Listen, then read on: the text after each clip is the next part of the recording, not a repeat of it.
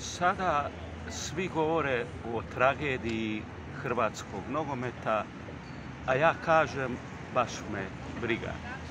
Dakle, već sam govorio 1000 puta i 1001 puta ću reći, riječ je o profesionalnim nogometnim klubovima, oni imaju profesionalne pogone, prodaju se u inozemstvo, zarađuju lovu, prema tome šta se mene tiče profesionalni sport. Mi nismo dužni njima graditi ikakve stadione, mi smo dužni napraviti sportske dvorane da se naša dječica igraju, a sve ostalo je potpuno nebitno. Evo vam redom Osijek. Prije svega u vlasništvu je nekakvog mađarskog milijardera kojeg su nam predstavili kao prijatelja Viktora Orbana.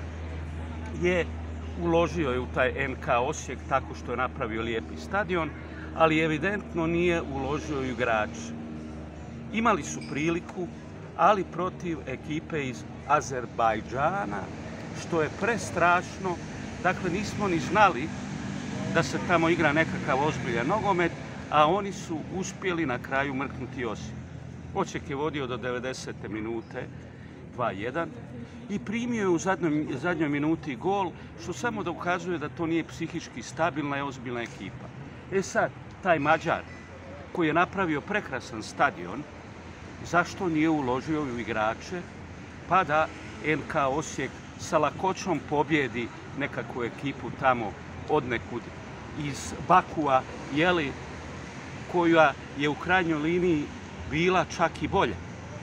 Istina, golman je naš, osječki, nije naš, skrivio gol kojim su ovi izjednačili 2:2, ali je za vrijeme produžetaka nekoliko puta sjajnim intervencijama spasio taj NK Osijek, tako da se oni nemaju što žaliti. A tek penali, došlo je do penala i vidio sam nešto što nikad u životu nisam vidio, da od 10 penala 7 promaše, od toga je 4 obranio upravo ovaj igrač vratar, golman iz Azerbajdžana, a naš je obranio 3 penala. Eto, nismo imali sreće pa smo ispali. Naša stvar, ali kažem, to se opet tiče mađarskog vlasnika kluba, a navijači možemo biti mi, se smatrati navijačima ako navijamo uopće za taj Osijek. NK Rijeka je pak drugi slučaj, vrlo osebujan. Naime, to je klub koji je zadnjih nekoliko godina bio vrlo uspješan. U 2 navrata je zamalo osvojio naslov prvaka Hrvatske, ali očito i njih muči nekakva psihička nestabilnost. Vlasnika imaju, nekog Miškovića tamo koji je svemoćni, i oni su izgubili usred Švedske 3:0 i to ne protiv nekog ekstra klasnog kluba. Istina, valja priznati da za razliku od ovih Azerbajdžanaca, Švedi bar imaju nogometnu tradiciju i u repkama i u nekakvim klubovima koji su imali ozbiljne europske iskorake i uspjehe. Naravno, nije nebitno ni to da je Željko Sopić, trener, smijenjen 2 dana ranije, s punim pravom. On je trebao biti smijenjen par mjeseci ranije kad je izgubio prvenstvo, iako imao prednost i dolazio mu Dinamo u Rijeku, pa izgubio utakmicu, pa izgubio finale kupa. Zato vam kažem, dakle, riječ je o psihičkoj nestabilnosti jedne nogometne ekipe i mi nemamo se šta sad tu žalovati oko toga. Da su šta vrijedili, valjda bi pobjedili već u Rijeci i tako, a ne da 3:0 izgube od 72. minute do 90. smo pratili situaciju, izgubili su 3:0. Kako sve to znam? Znam tako što moj prijatelj u svom restoranu je kupio jedan veliki ekran jer je veliki fan nogometa i onda on jedva čeka da se ja pojavim da bi on sa mnom gledao nogomet. Ja ne volim nogomet me ne zanima, ali bez obzira na to, gledao sam sa zanimanjem jer je bilo zanimljivo. Pa je, kažem, paralelno sa tom viješću iz nogometnog kluba Osijek koji je izgubio na penale, se stalno vrtjela vijest kako Rijeka ovo, Rijeka ono, 1:0, 2:0, 3:0, bruka i sramota. Ali najveći, poraz je doživio nogometni klub Hajduk. Dakle, klub koji je nekad bio evropska veličina, koji je igrao nekakve velike evropske mečeve, gdje se čak moglo očekivati da će oni i osvojiti nekakav evropski kup. Ali danas nogometni klub Hajduk je netko ko ne može osvojiti 20 godina prvenstvo Hrvatske. Osvojili su ponešto kupova i to je sve. I oni su protiv nekakve slovačke ekipe imali aktivan rezultat, dakle 0-0 u gostima i sad na Poljudu očekuješ da će mrknuti ove rezultatom odlučnim i tako dalje, a oni u prvom poluvremenu promaše jedno 8 šansi, nevjerojatno, a sami sebi zabiju gol i dakle cijelu utakmicu ovi se brane i vidi se da su loši od toga Hajduka, ali Hajduk je nemoćan, Hajduk nema gol igrača. Zamislite, jedan moj prijatelj rekao za Van Bastena, ajde nećemo sad uspoređivati Van Bastena i ove kokošare iz Hajduka, ali on je rekao, Van Basten je takav nogometaš koji zabije gol točno onda kad treba. Dakle, 8 različitih šansi, velikih šansi su promašili razni Livaje, ovi oni isforsirani nogometaši. Hajduk nema Van Bastena, makar bio neki splitski Van Basten. Ja ću još jednu stvar reći. Koliko god mi podcjenjivali i slovački nogomet, i azerbajdžanski, i nemam pojma, ovaj, onaj, lijevi, desni, u svakom tom klubu igraju stranci i ti su stranci možda bolji od naših, možda imaju ozbiljnije ove skaute koji kupuju igrače, možda imaju sposobnije trenere.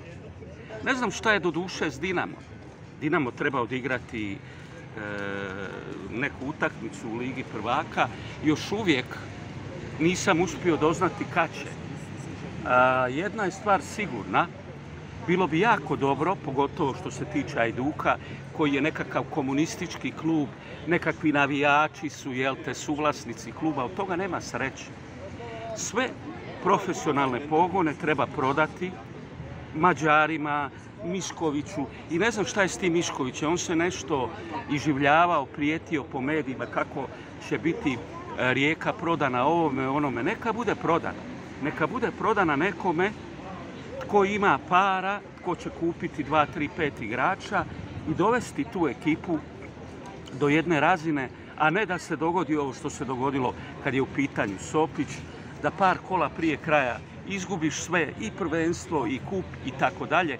I kažem, potpuno je opravdano što je dobio otkaz, jedino je vrlo neobično što ga nije dobio prije pola godine.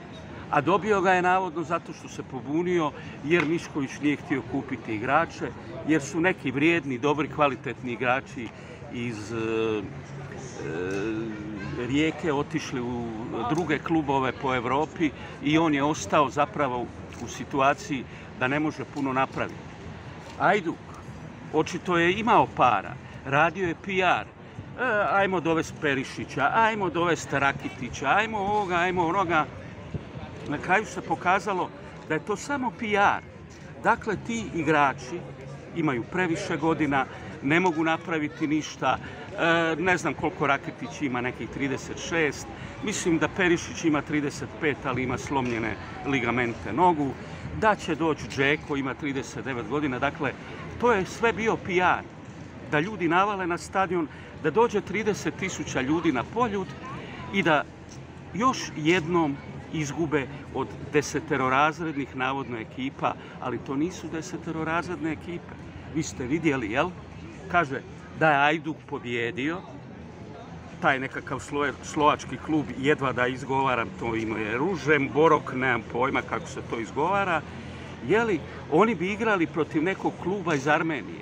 Ali taj klub iz Armenije je pobjedio grčki AEK, dakle prvaka Grčke i jedan od najvećih klubova Grčke. Ako su pobjedili klub iz Grčke, onda bi možda mrkli Hajduka i sa 3-0, a ne samo sa 1-0, kao što su to napravili ovi Slovaci. Dakle, ponovit ću svoju tezu sa samog početka. Skinite nam se s neke stvari. Prestanite od nas tražiti pare. Ne damo vam nikakve pare, nećemo vas financirati, nećemo graditi stadione. sami si to osigurajte. Prodajte te klubove, jer oni su samo teret. Nikakve Maksimire, nikakve Poljude i tako dalje. Neka si sami to rade, grade.